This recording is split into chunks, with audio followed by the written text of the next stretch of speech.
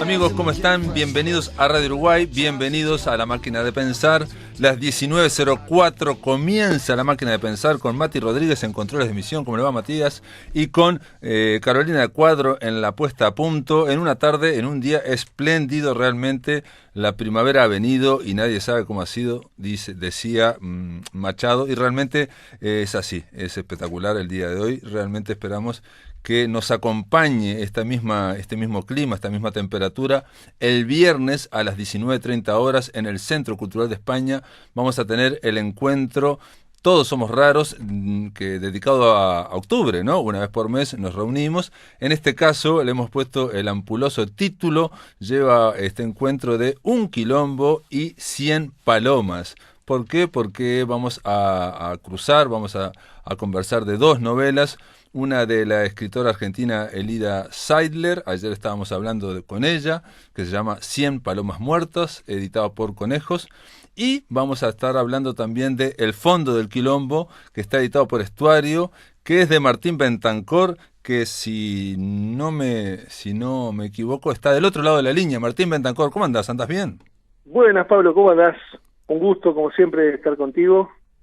Y volver a esa casa a la que supe ser columnista en una época de ese programa. Sin duda, una columna gloriosa que todavía se recuerda en los pasillos de la radio. La columna del rescate de Martín Bentancor aquí en La Máquina de Pensar. Sí, la verdad que estaba pensando ahora que además de la columna, no sé si vos te acordás, pero cuando creaste el ciclo Todos Somos Raros, sí, hace unos años. Sí, claro. Yo iba a estar en la primera entrega con Darío Canton. Exacto, sí. Y hubo un accidente doméstico que me impidió estar, entonces ahora es como una especie de revancha la que hacemos este viernes de volver. Es cierto, en realidad esto, el Todos Somos Raros, vino desde varias puntas. Estaba Carfal también, ¿no? Hay que mandarle, ¿no? El famoso Carfal. Y también había otra gente que planteó hacerlo. Y desde Argentina, increíblemente, Darío Canton fue el primero que me dijo, yo voy, vamos a empezar, en fin, no sé qué. Y él mismo tuvo un problemita. Tanto es así que el primer Todos Somos Raros fue con Paula Brecciarioli y no con Darío Canton. Después se fue el segundo con Darío Canton y ahí pasó que uno de los niños de Martín Bentancor había agarrado un... se introdujo en la nariz un juguete. Un juguete. Y terminamos en la emergencia. Que después además Darío Canton lo convirtió en literatura, ¿no? De sus libros, como él cuenta toda su vida. ¿Lo incluyó, esa anécdota la incluyó en esos libros? Claro. Oh, espectacular, claro. espectacular. Bueno, que estaba impresionante, no sabía esa anécdota. Sí, así lo tengo. Uno de tus niños, de última, pasó a la literatura. Gracias. Exactamente. Yo tenía la idea de que se había puesto una plasticina o alguna cosa de esta, unos crayones, una cosa de esta. Un pedazo de plástico, fue en realidad salió todo bien, pero me impidió estar ahí, acompañarlos ahí muy bien. Pero la vida da revanchas y en este caso, aparte en aquel entonces ibas a estar como contraparte conversando sobre la literatura de Canton. En este caso vas a traer tu literatura, pero también vamos a hablar de la literatura de Elida Seidler. Hay que decir que Martín Bentancor acaba de publicó este año este libro y que nunca se presentó ¿no? Todavía no se ha presentado aquí en Montevideo. No, creo que no se va a presentar. De hecho, esto que vamos a hacer contigo el viernes va a ser como... La presentación. Como la presentación, digamos, oficial en cierta forma. Sí. Ahí colada dentro del ciclo. Pero bueno, sí, no cuadró hacer una presentación. Yo en realidad no como que no me convence mucho esto de las presentaciones de libros. Entonces como que, en fin, he preferido no hacerlo, con el riesgo que a veces eso conlleva, pero bueno, nos pareció que esta invitación con el editor, ¿no? Al ciclo de Todos Somos Raros era bueno para que el libro en cierta forma se presentará en público. Sí, es una presentación de El Fondo del Quilombo. Te cuento que el mes pasado también, cuando vino la escritora Natalia Cito con Rara, se presentó el último libro de Yao Gurú, que se llamaba, de Gladys Franco en Yao Gurú, que se llama Mañana será otro día. Así que también, de última, lo que se hace en una presentación, o lo que hacemos en Todos Somos Raros, es, por un lado, hablar de las novelas que están ahí en danza, para terminar hablando siempre de literatura, ¿no? Porque cuando uno junta dos novelas, inevitablemente termina sacando conclusiones o tirando bolazos, en fin, pero tratando de ese fenómeno que supera a un solo libro, pero que el libro es el emblema también de todo un cúmulo que se llama literatura, ¿no? Exactamente, exactamente. Y en el caso de Todos Somos Raros me dijeron que el título era muy atrevido, ¿no? Un quilombo. De hecho, hoy me pasó en Facebook que salió en Montevideo Portal y quise compartirlo en la fanpage de La Máquina de Pensar y me dijeron que no, que traía lenguaje, ¿cómo es? Ofensivo. Y después pensé que era porque era la fanpage de La Máquina de Pensar. Digo, lo comparto en mi perfil y ya está. Y en mi perfil me saltó lo mismo que jamás me había saltado y me prohibieron. Facebook no me dejaba pasar un quilombo y 100 palomas. Te censuró. Es curioso que en pleno siglo XXI, con tantas libertades, es raro, sí, pasen estas cosas, ¿no? Pero bueno, es raro. Pasan. Incluso les escribí todo para que aclarar. Bueno, la idea de el fondo del quilombo, ayer estuvimos hablando con Elida Seiler y ella incluso quería, bueno, lo va a comentar el viernes también, quería extraer más allá del título, ¿no? Más allá de la palabra quilombo, y lo que es un quilombo, y lo que... En este caso hablamos de un prostíbulo, 100 años en la vida de un prostíbulo, de una whiskería. Exactamente, es como el protagonista de la novela, que es no vamos a contar la novela obviamente, pero no. Es el hilo conductor, digamos, de las distintas historias que van apareciendo en la novela, es un prostíbulo de pueblo, que en realidad nunca es el mismo, o sea, nunca está en el mismo lugar, porque primero es una carreta, después es un local bailable, después es una whiskería, y en realidad las distintas historias que se van cruzando en el libro en distintas épocas, en un lapso, digamos, de unos 100 años, tienen como centro comunicante, digamos, la figura del quilombo, ¿no? Y lo que significa el quilombo, el prostíbulo, para una localidad pequeña, un pueblo pequeño como es el pueblo donde pasan mis historias, que es la tercera sección, y cómo un poco digamos, los habitantes se relacionan con esa propuesta que hace el quilombo, ¿no? Bueno. Entonces ahí se cruza, bueno, el elemento moral, digamos, el elemento religioso, con el placer puramente, ¿no? Y la cuestión hasta comercial que tiene el emprendimiento. Sí, y aparte también lo que decía Elida, yo estoy de acuerdo, que también en este caso el quilombo, el prostíbulo, opera como una especie de espejo, de reflejo de toda una sociedad más amplia, ¿no? De toda una zona. Sí, porque además vos sabés que lo hemos hablado, lo hemos comentado ahí en tu programa, esta cuestión que yo hago con la tercera sección de ubicar mis historias en ese espacio mundo ficcional, digamos, de pueblo chico, de la tercera sección, en realidad a mí nunca me interesa hacer una cuestión regionalista o localista o folclórica, digamos, si bien eso... O costumbrista. O costumbrista, esa cosa de contar las virtudes del pueblo, las desgracias del pueblo, sino que en realidad son historias que en realidad me parece que pueden pasar en cualquier lado, en cualquier parte, en cualquier otro pueblo, de cualquier otro país, en otro continente incluso, pero que reflejan un poco los cambios, esos cambios de los que señalabas vos, ¿no? Esta cuestión de lo social, ¿no? Que es una cuestión más amplia en realidad, ¿no? Cómo avanzan las comunicaciones, cómo avanzan las relaciones entre las personas. Por eso en el libro yo me preocupé también que hay algunos capítulos que están contados por lo que serían las fuerzas vivas de la... Y en distintos soportes, ayer lo comentaba, que en el libro una cuestión de, digamos, como experimental es que hay distintos soportes en esas comunicaciones, ¿no? Comienzan con cartas, después aparecen cartas en el diario y después aparecen correos electrónicos y va cambiando la forma en que se van escribiendo y generalmente son como en primera persona, son como monólogos, son gente que está hablando, ¿no?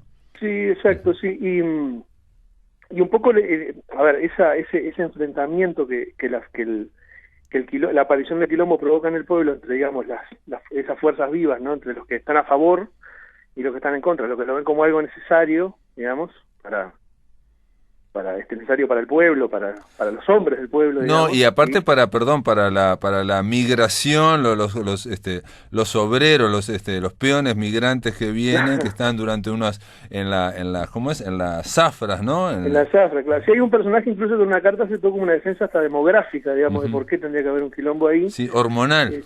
Claro. Y de salubridad. Claro, y entonces entonces estas huestes que vienen durante un mes a trabajar a Canelones aquí, en vez de andar tomando y peleándose, bueno, tienen que de alguna forma desfogarse en algún lado, ¿no? Exacto. Hace todo un análisis capitalista, digamos, donde le cierra todo por el lado económico. Claro, porque además está también la cuestión del otro, del extranjero, ¿no? Hay una prostituta acá ya sin ánimo de entrar en la trama, probablemente, pero hay una prostituta que le dicen la japonesa, porque ven claramente que es oriental, aunque después se sabe que no es japonesa. Entonces, y genera como cierto rechazo, cierto temor, ¿no? O sea, para los propios hombres del pueblo, ¿no? Cierto, como que mantener relaciones con ella puede generar algún problema, digamos.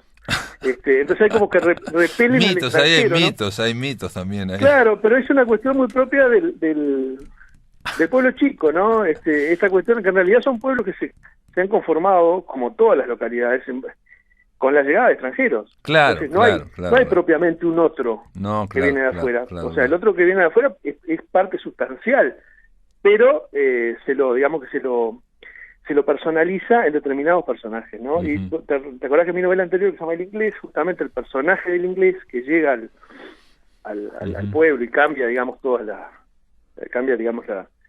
la forma en que los paisanos se relacionan con el extranjero, un poco iba por ese lado, ¿no? Claro. Cómo el pueblo repele al extranjero por ser raro, digamos. Traía la novedad de ahí en aquel entonces y en este caso la novedad en realidad es un burdel, es un quilombo que también creo yo, bueno, ahí está lo extraliterario, te lo voy a preguntar porque está por fuera, digamos, pero ya sabemos que la literatura, vos no solo te alimentás, digamos, de la tercera sección, vos vivís en Los Cerrillos, se menciona mucho a Guadalupe, a mí yo me sorprendía, ¿qué es la villa de Guadalupe? Porque una y otra vez Guadalupe, y ahora estoy googleando y es Canelones. Claro. Porque en realidad lo que es la ciudad de Canelones.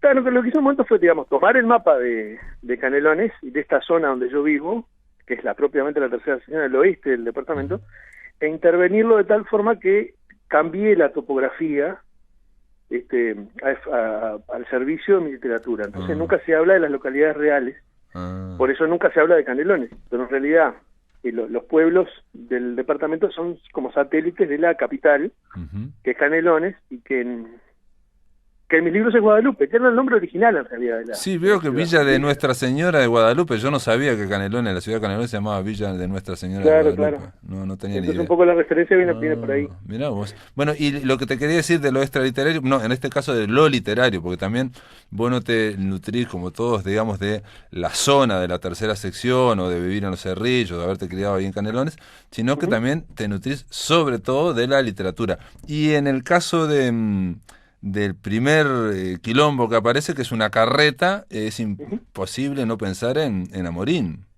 Sí, exactamente, sí. Está, en las quitanderas de Amorín. Es la referencia directa, ¿no? O sea, las primigenias prostitutas que ofrecían sus servicios de forma ambulante, digamos, con otro sistema de intercambio que funcionaba propiamente en la carreta. O sea, la carreta era el medio que la transportaba y además era digamos, la habitación. El espacio donde se concretaba el amor, digamos. La habitación, y aparte de eso normalmente lo llevaba un tipo, también digamos, el proxeneta o lo que fuere. Claro, y siempre era como el guardián. Como el guardián, y vos le agregás, que yo no sé si está eso en Amorín, que en este caso esta carreta es colorada, está pintada de rojo. Bueno, porque no está en Amorín, pero me pareció interesante lo del color por lo de las divisas, ¿no? Porque por ahí un personaje juega un poco con el color de la divisa, porque esto transcurre en 1911, esa secuencia transcurre en 1911, que es un año particular entre la historia digamos, los presidentes uruguayos, entonces me parecía que esto de la divisa iba por ese lado. Pero no, eso es cosecha propia. Pero sí, obviamente que la referencia a Morín es directa, ¿no? O sea, sí, yo creo que es directa para aquellos que saben, incluso él inventó el nombre de las quitanderas, o por lo menos lo trajo en la literatura. Y en el caso de ponerla colorada, la carreta, yo también pensé por la historia de que los prostíbulos, las whiskerías, está el farolito colorado, el farolito rojo, ¿no? Digo, y es el color que distingue, digamos. Más la luz roja encendida indica que el quilombo está abierto propiamente, ¿no? O sea, claro, y después hay una serie de cosas que, bueno, como yo lo conozco a Martín y que hemos hablado en algunos momentos, claro, vos me vas a decir que no tiene nada que ver, pero la whiskería aquí se llama Ramsés. Y ahí hay una whiskería cerca tuyo que se llama Tutankamón. Que bueno, ahí... A mí me pareció maravilloso que una whiskería llamada Tutankamón allá cerca de los Cerrillos, me parece espectacular. Sí, bueno, yo tuve que hacer un poco de trabajo de campo para esta novela. Bueno, todos los novelistas saben que tienen que trabajar un poco. Pero fue campo, literalmente de campo, porque la whiskería está en la mitad del campo. Exacto. Entonces fui un día de mañana en el auto a ver un poco, para ver un poco bueno, cómo era la estructura, digamos, edilicia y todo esto, y me encontré con una especie de complejo, viste, como una especie de complejo termal, digamos. Ah, ¿sí? Todo con cercas electrificadas, columnas, terminaciones, y dije, no, esto es demasiado finoli para lo que yo quiero en mi whiskería, entonces, bueno, no me sirvió mucho como referencia, pero sí lo del nombre sí me pareció interesante, alguna vez creo que lo hablamos contigo, esta cuestión de que a alguien le ponga una whiskería que se llama Tutankamón, vaya a saber por qué referencia. Espectacular, es impresionante. O sea, parece de una ficción muy ficticia, digamos, que alguien le ponga una whiskería de canelones ahí en medio del campo, que le ponga Tutankamón, me parece brillante, porque es una muestra más, igual siempre estamos diciendo lo mismo, que la realidad supera, le gana a la ficción siempre, ¿no? Le va ganando por imaginación, siempre le va ganando. Y después también porque te he visto, esto ya es del backstage, porque en tu momento vos me comentaste que estabas escribiendo algo en torno a eso, nunca me mencionaste esa whiskería, pero sí que decías que algo había que hacer con esa whiskería en algún momento. Y también ahí aparece un personaje que se llama El Llagado. Ajá. Y yo me acuerdo... Sí. Me acordé de una vez que estuvimos en Salto, donde nos contaron una historia allá frente a Luis dos Santos, de un tipo que vivía en medio de las islas. Sí, exactamente. Y que vos dijiste en ese momento, eso yo lo voy a escribir, dijiste. Incluso hay algo, y esto ya es más cocina todavía, hay algo una vez que compartimos un viaje en aquella gira memorable que hicimos hace unos años por el interior profundo contigo, presentando nuestras novelas. Hay algo que vos me comentaste en uno de los viajes, que tenía que ver con algo que pasó en la dictadura con un personaje que engañó a unos policías. Sí, también está. Sí, ya lo vi. Eso también está. Sí, está. Y vos me dijiste que esto lo voy a escribir, y dijiste, claro. es un personaje que le falta un tornillo, digamos, es alguien que no está muy bien, el típico del pueblo que es un poco... Y lo que hace en plena dictadura bueno, y aparece en la novela, ¿no? Aparece en la novela. Claro. O sea que en realidad es un sistema de apropiaciones indebidas, entre comillas, ¿no? Que al entrar en la literatura, en el juego de literatura, se convierten en otra cosa, porque las referencias son, digo, en el caso tuyo que me contaste la historia, yo la puedo haber tomado, en el caso de Luis cuando nos contó esa historia, que tiene ciertos vínculos con la del Llagado, pero de momento que vos te apropias de esa historia y la incluís sin duda, dentro de la novela, obvio. Tenés la libertad de hacer lo que querés. Pero con respecto a lo del Llagado, te quería decir que en realidad hay todos estos pueblos, digamos, todas las localidades pequeñas, tienen una serie de mitos, de personajes, que son como el folclore, que muchos ya no existen, digamos, y se sigue hablando de ellos como si existieran y contándose sus hazañas, y que muchas veces las hazañas se exageran, ¿no? No se agranda. Las historias que se cuentan en el afán de sorprender al otro, el relator, digamos, en el afán de sorprender al otro, agranda un poco la historia, ¿no? Le pone un poco color, le agrega algún dato extra, digamos. Y después cuando lo conoces al personaje real, digamos, que forjó ese mito, te das cuenta que no era tan así. Entonces, eso siempre me pareció interesante, cómo la oralidad, esa especie de literatura oral con la que se crea el folclore en una localidad pequeña, hace esas apropiaciones, ¿no? Se apodera un personaje, digamos, y hace otra cosa. Claro, claro, claro. No, incluso estoy pensando que el Llagado, obviamente, el propio Luis dos Santos también escribió, lo apropió y escribió otra cosa de alguien que vive en las islas también, que es un poco simiesco, medio primate también, y también encaja, es en otro, pertenece a otro universo, sin duda. Vamos a hacer una pausa, Martín, y después de la pausa seguimos aquí en La Máquina de Pensar. Estamos conversando con Martín Bentancor, que va a ser el próximo participante en el Todos Somos Raros de este viernes. A la vuelta de la pausa vamos a hablar de la otra novela de 100 palomas muertas de Elida Seiler. Amigos, continuamos en La Máquina de Pensar, estamos conversando con Martín Bentancor. Él es uno de los invitados participantes al próximo Todos Somos Raros. Va a ser este viernes a las 19:30 horas en la cafetería del Centro Cultural de España. Vamos a abrir con la música, la voz de Mauricio Ubal, va a estar cantando ahí con nosotros, y después vamos a conversar con Elida Seiler, que es la escritora argentina que viene desde Buenos Aires, y con Martín sobre estas dos novelas, El Fondo del Quilombo, que estuvimos hablando en el bloque anterior, y 100 palomas muertas, que es la de Elida Seiler. Vos, Martín, yo decía que hay una cierta afinidad, obviamente son propuestas muy distintas, pero en principio hay una afinidad en que, por un lado, vos ficcionalizás la tercera sección, digamos, ¿no? O sea, no es la verdadera tercera sección, lo aclaraste de Canelones, y en el caso de ella, inventa un pueblito chico que se llama Dos Ceibos y que está relativamente cerca de Rosario, ¿no? La capital de Santa Fe. Ahí transcurre, y hay un retorno desde Europa, desde el protagonista, que precisamente vuelve a ese pueblito chiquito porque tuvo un problema, digamos, una especie de amnesia, tiene un hueco, digamos, y quiere cubrirlo de cuando era chico, ¿no? Hay afinidad en ese sentido. Sí, yo, más que la afinidad de la creación de ese personaje, de ese paisaje, ese lugar ficcional, digamos, me interesa eso del regreso, que estamos el personaje que regresa, digamos, que está muy bien en este libro de Elida, porque el personaje que vuelve cuando pasa determinado tiempo, ¿no? En este caso pasan 30 y pico de años, que vuelve, digamos, a ese pueblo, a su pueblo natal, digamos, donde vivió un tiempo, quedaron algunos afectos, quedaron algunas historias.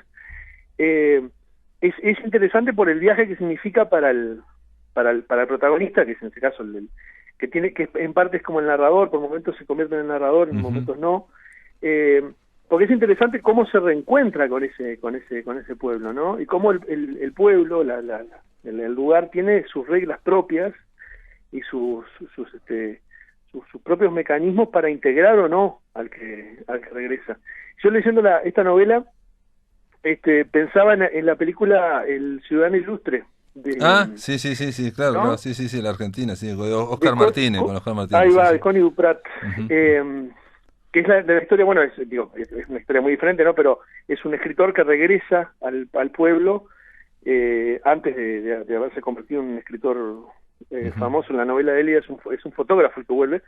Y en el fondo del quilombo también es un escritor, ¿no? Porque es alguien el que está contando la historia, es alguien que vuelve al pueblo, después de mucho tiempo. Y claro, y uno tiene como esas ideas de volver al lugar donde uno surgió, claro, digamos, donde uno nació. Y ha cambiado. Y ha cambiado, claro, pero cree que va a encontrar de repente no lo mismo que había tantos años atrás, pero como que se van a mantener ciertas coordenadas. Y en realidad todo cambia, por más chico que sea el pueblo, por más que todo parezca conocido, digamos, todo cambia, y a veces lo puede repeler, ¿no? O sea, no es tan amigable ese espacio al que se vuelve.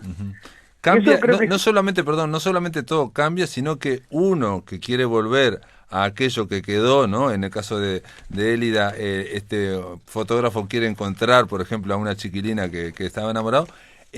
Sobre todo, nosotros cambiamos, el que vuelve también cambió. Exacto, pero se conserva muy fresco, el personaje de la novela de Elida conserva muy fresco, por ejemplo, los recuerdos de esa etapa que fue tan importante en su vida, porque fue su infancia, el surgimiento de sus afectos, de sus amigos, esta chiquilina a la que quiere reencontrar, el recuerdo de un comisario que es como bastante un personaje bastante complejo obsesivo, en la trama, sin querer adelantar mucho la trama, ¿no? Porque la idea es que los oyentes puedan leer el libro. Pero es interesante, me parece que ese es como el gran motor del libro, que no es, a ver, no es nada nuevo en la literatura, pero que no es tan fácil de armarlo, porque para contar el regreso de ese personaje al pueblo, primero hay que contar un poco cuál fue su vínculo, digamos, ¿no? Claro. Cuál fue su vínculo inicial con ese pueblo. Sí. Y todos los pueblos, además, estos pueblos chicos, bueno, dos Saigon en el caso de esta novela, tienen como sus propias reglas no escritas, digamos, ¿no? Hay personajes que tuvieron su importancia, que marcaron la historia del pueblo, digamos, que son como intocables, y que siguen gravitando aunque no estén, digamos, ¿no? Hay como mucho de esa cosa, de pueblo chico, esa remanida frase, ¿no? El pueblo chico, infierno grande, ¿no? Como que está latiendo, ¿no? Como que y que no se habla, son cosas que no se hablan, que ya están digamos, implícitas o sobrevolando y no se hablan, y el que viene a verlos no siempre las tiene, digamos, las recuerda o las tiene presentes, y las miradas del pueblo, como vos hablabas del inglés de tu novela o del prostíbulo cuando llega, las miradas sobre el extraño, aunque no sea un extraño, aunque sea alguien que volvió, no son, la mayoría no son halagüeñas, no son halagüeñas, ¿no? O sea, claro, porque el que vuelve, o sea, ese que vuelve porque si vuelve implica que por un tiempo no estuvo afuera, o sea que por un tiempo en realidad dejó de pertenecer al pueblo, entonces ya no es propio, ¿no? O sea, hay como una cuestión de, también se convierte como un extraño, ¿no? Se lo reconoce como hijo de la comarca, pero también es un extraño, porque estuvo mucho tiempo fuera, y sin embargo en el pueblo siguieron latiendo como las mismas historias, los mismos entramados, y eso en esta novela está muy bien logrado, y quería destacarlo porque además digamos que la novela es muy realista, tiene mucho diálogo, pasan muchas situaciones, pasan muchas cosas, pero siempre se está latiendo esa cuestión del pueblo al que vuelve el personaje, y me parecía algo a destacar. No, me parece muy bien logrado. Otra cosa que logra bien Elida, que en ese sentido, digamos, es como una amabilidad para el lector, porque vos dijiste, el que vuelve, está muy bien, dijiste, el que vuelve hay que contar qué fue lo que pasó, por qué vuelve, en fin, y ella se la arregla para que en el retorno, en el regreso, se vaya de alguna forma intercalando quién es esa persona, qué fue lo que le pasó de alguna forma en el pueblo. Entonces va dando la información mientras ya está en ese pueblo, digamos, ya está regresando. Claro.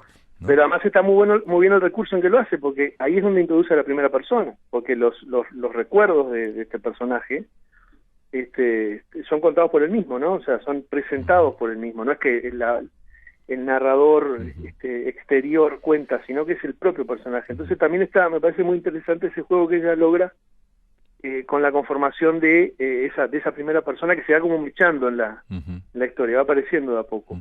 Él deja Inglaterra porque estoy leyendo acá, tiene un viaje que iba a tener una duración de 15 días y 3 objetivos. Los 2 más importantes eran vender la casa y visitar a la familia, que se reducía a Jorge, Lina y los sobrinos. La tercera era recuperar la memoria sobre ese mes perdido en la niebla. Entonces, eso lo sabe la esposa de él, también Christie, que es una inglesa, y ella, dice el narrador, para ella eso no conducía a ningún lado, pero Manuel le adjudicaba el origen de su insomnio a ese evento, ¿no? De que había perdido durante un mes la memoria. Exacto.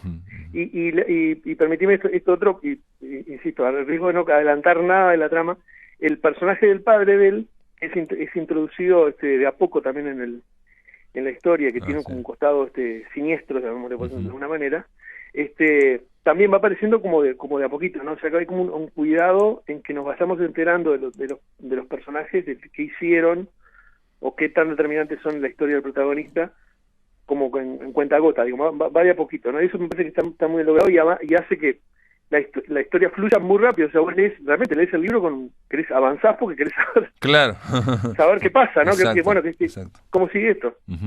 También, tanto en tu libro, que con ese escritor que vive en Utrecht, allá en Europa, o este fotógrafo que vive en Europa, viven en el primer mundo, viven bien y vuelven, está también el lastre de la dictadura, ¿no? Pero son gente que, digamos, no participan en ninguno de los dos libros del mito del militante sacrificado o sacrificial, digamos, no son revolucionarios, incluso en tu libro están bastante tirados abajo, digamos, en ese sentido. Sí, sí, sí. Incluso pensé, y esto te lo pregunto, de tu libro, Martín, si no hay un vínculo con el de Gustavo Espinosa, el que también se trata sobre la dictadura, que se llama Las arañas de Marte, donde también viene alguien desde Suecia a contar.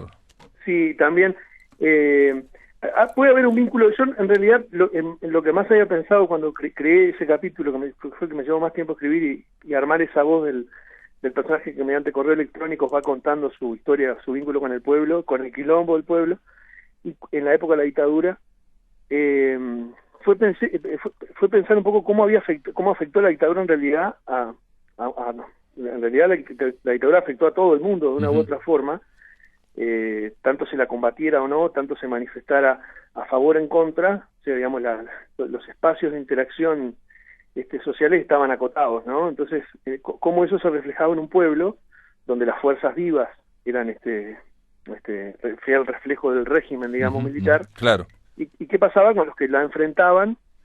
Que ahí en el libro se cuenta que es una forma bastante tosca como la enfrentan. Y este personaje, que no es en realidad un revolucionario, ni es que se manifieste abiertamente en contra del régimen, termina directamente afectado por el régimen, y es por eso que se va, digamos. Sí, tanto en tu libro como a nivel, digamos, en ese pueblito chiquito, como en el de Élida, se queda claro una cosa, que es que la dictadura, lo hablábamos ayer, si bien fue una dictadura militar, sobre todo fue cívico-militar, y en esos pueblitos, digamos, alguien tuvo que ser intendente, alguien tuvo que ser fuerzas vivas para gobernar, con el beneplácito o con la ratificación de los militares, y ahí se ve toda, digamos, un costado sombrío, digamos, de no solamente ejercer el poder, sino a veces de la maldad, la micromaldad, decía Élida ayer cuando estuvimos hablando, y yo creo que los dos hacen un acercamiento a la dictadura, pero muy tangencial y muy, digamos, por la diagonal, digamos, muy tangencial. Sí, leyendo el libro de Élida, y escuchándote ahora, y es increíble cómo dialogan los dos libros, ¿no? Cómo, si bien cuentan historias tan diferentes, cómo dialogan un montón de puntos, y particularmente en de la dictadura, en la forma que se aproximan, casi que te diría que van por el mismo, por la misma senda. Que además es todo el tema de la literatura, la aproximación literaria al tema de la dictadura, que en Uruguay se ha hecho y bastante, o sea, bueno, bastante. Hay varias novelas, ¿no? Hay varios cuentos que se ubican en la época de la dictadura, la época realmente más jodida del periodo, bueno, y en el posterior, en la salida de la dictadura, el regreso. Creo que hay varios casos también que se aproximan a esto trabajan con esto del pueblo chico, ¿no? Del interior. Sí, ¿no? Y también rehuir un poco de los grandes, digamos, relatos de héroes o de villanos, y estamos entrando en esa cuestión intermedia de lo que hizo la sociedad civil, y que no siempre fue brillante, ni mucho menos. Y realmente estamos hablando de esto cuando ayer se encontraron los restos de un desaparecido, Eduardo Bleier, así que de alguna forma todo está dando vueltas. Martín Bentancor, simplemente el viernes nos vamos a ver a las 19:30 horas, amigos, arrancamos. Con vos vamos a tratar de estar un poco antes para que conversar con él, y bueno, para que se conozcan. Yo normalmente los cito a las 19 horas. Y nada, la idea es escuchar a Mauricio Ubal y hablar de estos dos libros, así que te esperamos. Bueno, ahí estaré con toda la tercera sección. Con toda la tercera sección de Canaria, muy bien, así, ¿no? O por lo menos para hacer el público, eso sería importante. Sí. Dale, te mando un abrazo grande. Bueno, un abrazo, Pablo, nos vemos.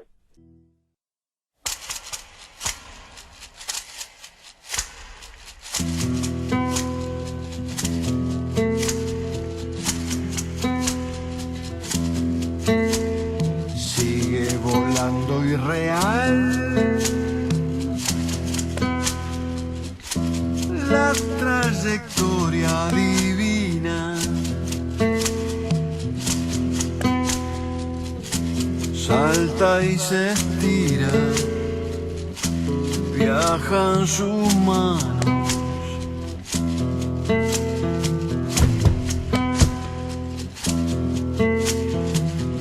agazapado en la cal. Fino perfil de pantera, alta o rastrera, muere en sus manos.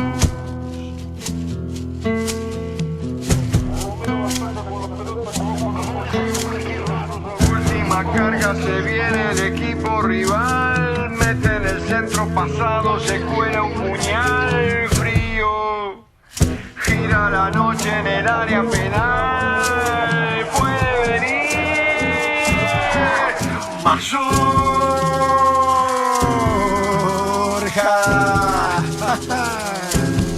vuela y atrapa.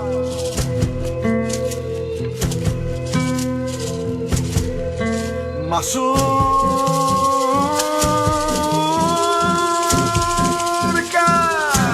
vuela y atrapa. Vuela y atrapa. Vuela y atrapa.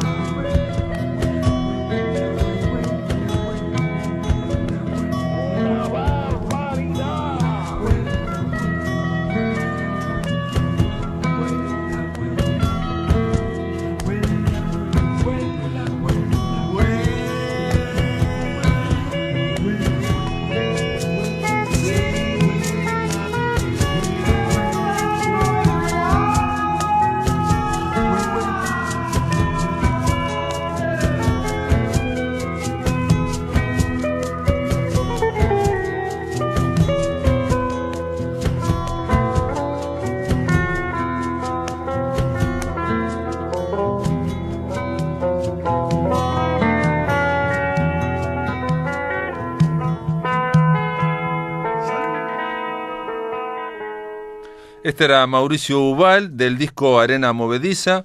El tema se llama Mazurkiewicz. Obviamente estaba homenajeando al arquero más grande que tuvo Uruguay.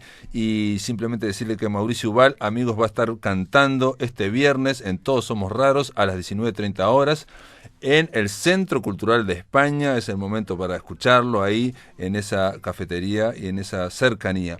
Ustedes saben que nosotros aquí en La Máquina de Pensar tenemos un espacio que se llama Cuando pasa por la voz, y les pedimos a los poetas, a veces a algún narrador, pero en general a los poetas, que nos lean sus poesías, y en este caso vamos a oír a Ibero Laventure. Hola, mi nombre es Ibero Laventure. Voy a compartir con ustedes una serie de poemas. El primero de ellos es del año 2001, del libro Petardos más tuerzos. El poema es homónimo, se llama también Petardos más tuerzos, y es más o menos así. El panqui, el desdentado, el enfermo, el condenado, el anémico, el trolo, el jorobado, el bulímico, el miedoso, el sorete, el triste, el andrajoso, el ridículo, el sucio, el viejo, el loco, el solo, el pendejo, el impuntual, el tuerto, el ogro, el payaso, el incoherente, el ácido, el repelente, el miope, el pajero, el tarta, el incendiario, el indigente, el chupaconcha, el mentiroso, el putañero, el incestuoso, el plasteta, el lento, el impertinente, el hijo de puta, el marginal, el imprudente, el sádico, el misterioso, el eyaculador precoz, el callado, el paranoico, el vago, el enamorado, el odioso, el mantenido, el irresponsable, el invisible ante los días. Todos ellos y él es igual X. X es igual todos ellos más yo. Si despejas la incógnita, todos ellos es igual yo. Porque yo soy él, el artículo boludo que sostiene la acción devastada por estos mediocres que no dejan de ser yo mismo en esta ecuación mal resuelta, pero que al fin y al cabo me sirve para explicar lo que quiero demostrar, porque después de todo esto es una poesía y a nadie le tendría que importar si despejé bien o no la X. Todos ellos subieron a un barco. a la nueva construcción de otro viejo que, igual que aquel, alcahueteó a una deidad en pos de figurar en un libro puerco, que lo hiciera famoso y célebre gracias a la gracia del eterno gran vejete. Todos ellos se fueron a navegar en impacientes charcos de hastío y volvieron sedados un 6 de enero, cuando clareaba la incertidumbre sobre la falda rajada de un alba mojada y expectante. Todos ellos volvieron adentro de una alpargata con bigotes hitlerianos que los pisó sin piedad por giles, por embarcarse al dope, pensando que terminaba el mundo cuando recién empezaban a destruirlo los que le dieron el raje. Todos ellos. Y nadie más. El siguiente poema se llama Transparencias de ramas errantes. Es un poema inédito.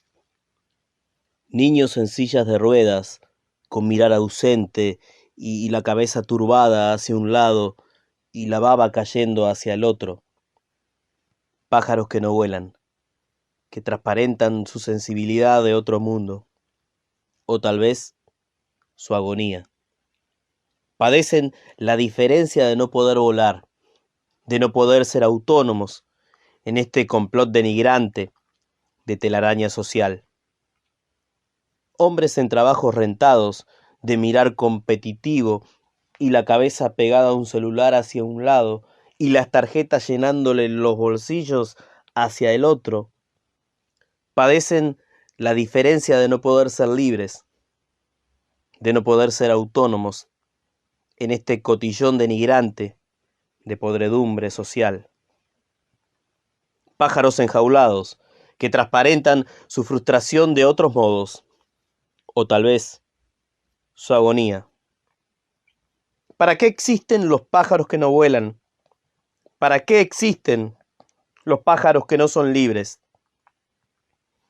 Para cantar y evidenciar ante el silencio un grito que nos acerque a una esencia tan perdida como aquella quebrada rama por la que caímos un día sin haber aprendido nada. Bueno, ahora voy a compartir, por último, un poema del libro Y la nada es un todo floreciente, un libro del 2018 editado por Yagurú. El poema lleva por título Acróstico. Soy el ojo osteoporósico de una pena añejada en dolor. Soy el miedoso rincón que bravío expandió sus alas en el vuelo de una hoja. Soy el grumo negro expelido por la uretra de un padre torturado por una vida que lo enterró niño. Soy el feto envasado al vacío que no soportó en el vientre de una madre culposa por tanta mierda heredada desde el escapulario vejado de su cristiandad absorta. Soy la lágrima que le tocó el culo a la sonrisa y salió corriendo remendando al Kleenex en la rancia mezcla de sudor y semen seco. Soy el que no recuerda a su hermano muerto, el que la desmemoria trajo a la vida a una nueva hermana sepultada en el acróstico perineo de incertidumbre y contradicción por el que todo pasa.